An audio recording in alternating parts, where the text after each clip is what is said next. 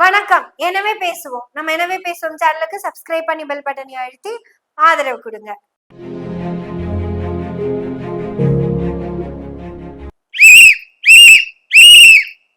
ராஜ்மோகா intro கொடு. காவிய தமிழை கம்பர் தந்தார், கவிதை தமிழை இளங்கோ தந்தார், வாழ்வியல் தமிழை வள்ளுவர் தந்தார். அதில் இருந்து பிறப்புக்கும் எல்லா உயிர்க்கும் தான் உங்கள் வழிகாட்டி வாசகம் என இந்த தமிழ்நாட்டிற்கு வெற்றி தலைவர் ஒருவர் தான் சொல்லி தந்தார். அண்ணன் சொன்னது போல விசில்ஸ் வந்துருச்சுன்னு ஓடி போய் பொதுச்செயலாளர் கிட்ட முதல்ல நான் தான் சொன்னேன். எழுந்து இருவரும் வெளியே வருவதற்குள் அடுத்த படம் வந்தது. இன்னும் தொட்டுவிடும் தூரத்தில் வெற்றி வருகிறது. அதை வாங்கி தரப்போகிற வெற்றி தலைவர் வருகிறார்.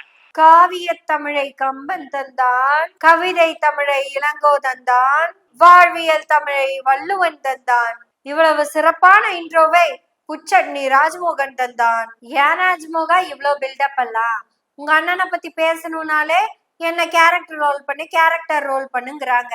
என்னன்னு உங்களுக்கே தெரியும். மீண்டுமா மீண்டுமா அஞ்சலி அஞ்சலி அஞ்சலி, சின்ன கண்மணி கண்மணி கண்மணி, அம்மம்மா விஜய் கனி, தருவாரே விசில் கனி.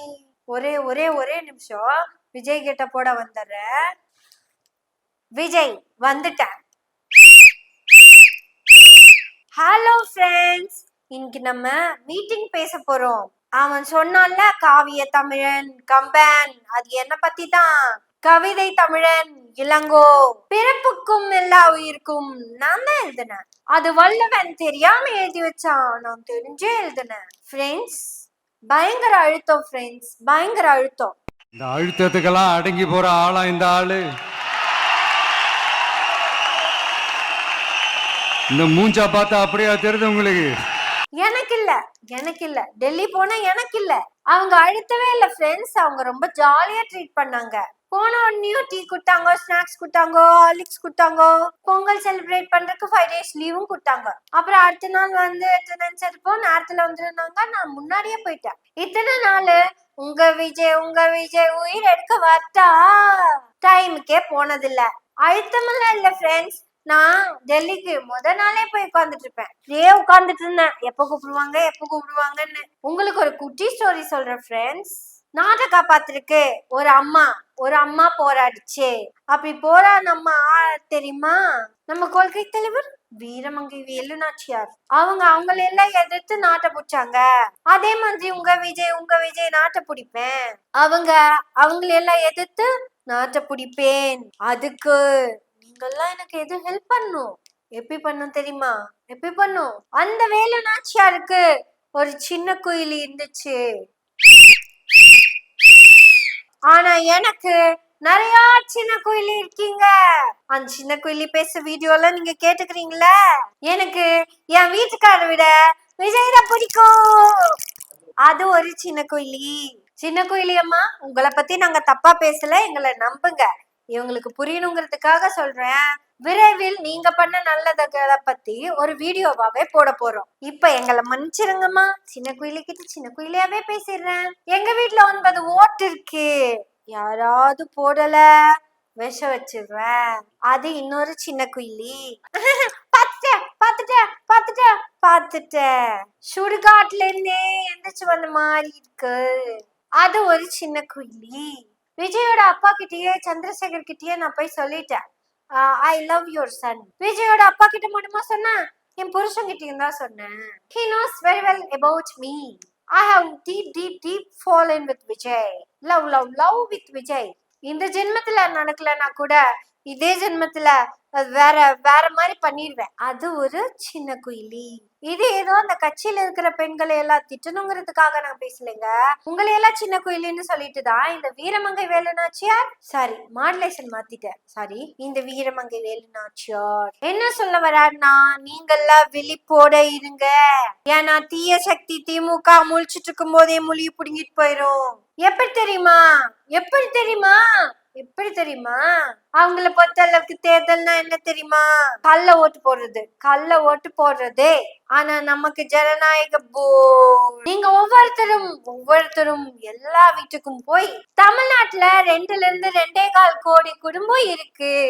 ஒவ்வொரு வீட்லயும் போய் ஒவ்வொருத்தங்களையும் கூட்டிட்டு வந்து விசில் சின்னத்துக்கு ஓட்டு போட சொல்லுங்க. ஒவ்வொரு வீட்லயும் போய் ஒவ்வொருத்தங்களையும் கூட்டிட்டு வந்து விசில் சின்னத்துல ஓட்டு போட சொல்லுங்க.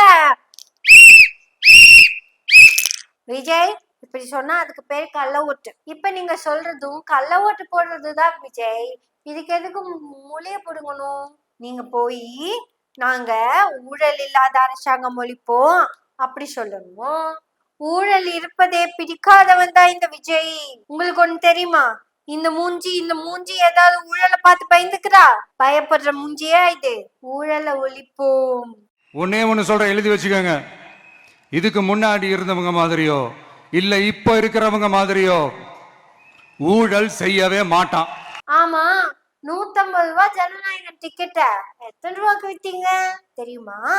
நிர்மல்குமார் கிட்ட ஒரு பொண்ணு கேட்டாங்கல்ல, நிர்மல்குமார் கிட்ட ஒரு பையன் கேட்டாங்கல்ல, 150 ரூபாய் டிக்கெட்டு 1000, 3000, 4000, 6000 வரைக்கும் இருக்காமா. இதுக்கு பேரு ஊழலா இல்ல நல்லதா? சொல்லுங்க விஜய்.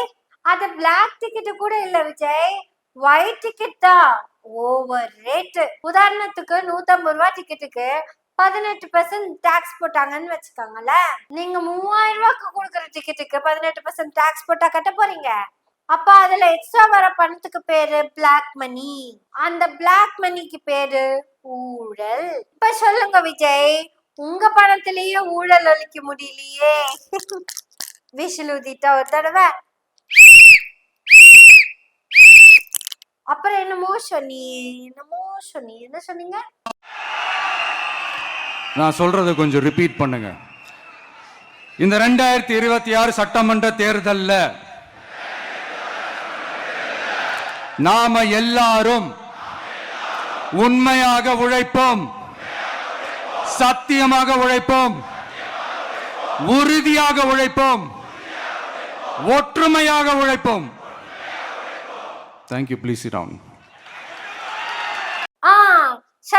சத்தியம் வாங்குனீங்களே. All of them stand on the bench. Please repeat what I tell you. நிறைய உழைப்பேன், உண்மையா உழைப்பேன், சத்தியமா உழைப்பேன், நேர்மையா அது வேணா விட்டுலாம். கடுமையா உழைப்பேன் அப்படின்னு நாங்க சொல்லல. நீங்க என்ன விஜய் பண்ணுவீங்க அப்படின்னு நாங்க கேட்கல. நீங்க சொல்றத நாங்க ரிப்பீட் பண்ணிக்கிறோம். கடுமையாக உழைப்போம், அப்புறம் அதிகமாக உழைப்போம். விஜய், நீங்க என்ன பண்ண போறீங்கன்னு சொல்லவே இல்லையா கடைசி வரைக்கும்? ஆனா விஜய் சொன்னதுல எனக்கு ஒண்ணுதான் ரொம்ப பிடிச்சுக்குதே. முன்னாடி இருக்கிறவங்கள பார்த்து சுதந்திரமாக வேலை செய்வோம் அப்படியே நிப்பாட்டிட்டு திரும்பி பின்னாடி இருக்கிறவங்கள பார்த்துட்டு சுதந்திரமாக வேலை செய்ய விடுவோம். நீங்க எல்லாரும் சுதந்திரமா செயல்படணும், சுதந்திரமா செயல்பட விடணும். அப்போ உங்க இயக்கத்துல இருக்கிற யாரும் சுதந்திரமாக வேலை செய்ய விடுவதில்லை அஜித்தாவை. இவ்வளவு நாள் நீங்க அவங்க கிட்ட இவங்க கிட்ட அவங்க கிட்ட இவரு கிட்டன்னு சவால் விட்டுட்டு இருந்தீங்க. முறையா தூத்துக்குடி அஜித்தா கிட்டயே டைரக்டா சவால் விட்டுறீங்க. நான் நிக்க வைக்கிற வேட்பாளருக்குத்தான் நீங்க வேலை செய்யணும். உங்களுக்கு பிடிச்சவங்களை எல்லாம் நிறுத்த முடியாது தெரியும்ல. உடனே நான் ஆபீஸ் போகும்போது கார் முன்னாடி வந்து நின்னு என்ன பயப்படுத்துற மாதிரி நின்னு பாடக்கூடாது. முதல் முறையாக விஜய் தன் சொந்த கட்சி பெண்ணாலேயே தாக்கப்பட்டார். எல்லாருக்கிட்டையும் சவால் விட்ட விஜய் அஜிதா கிட்ட ரெக்வெஸ்ட் பண்ணார். விஜய் கிட்ட எனக்கு ரொம்ப பிடிச்ச விஷயம் உள்ளபடியே நான் விஜய் பாராட்டுறேன். இந்த இடத்துலதான் விஜய சில்லற பையனை விட கொஞ்சம் பெரிய ஆளா பாக்குறேன். தன்னோட ஜனநாயக படத்துக்கு வந்த எவ்வளவோ பிரச்சனைய அவர் வெளியே சொல்லவே இல்லை. அது என்னோட பிசினஸ் வாழ்க்கை, இது என்னுடைய அரசியல் வாழ்க்கை. சிபிஐல கொடுத்த அந்த அழுத்தத்தை பத்தி விஜய் ஒரு வார்த்தை கூட பேசல. அது என்னோட பர்சனல் வாழ்க்கை, அதை என் அரசியலுக்குள்ள கலந்துக்க வேணாம். ஆனா இந்த சில்லற பையன் வளசர்வாக்கு ஸ்டேஷனுக்கு தம்பிகளை எதுக்கு கூட்டமா கூப்பிட்டா தெரியும்ல.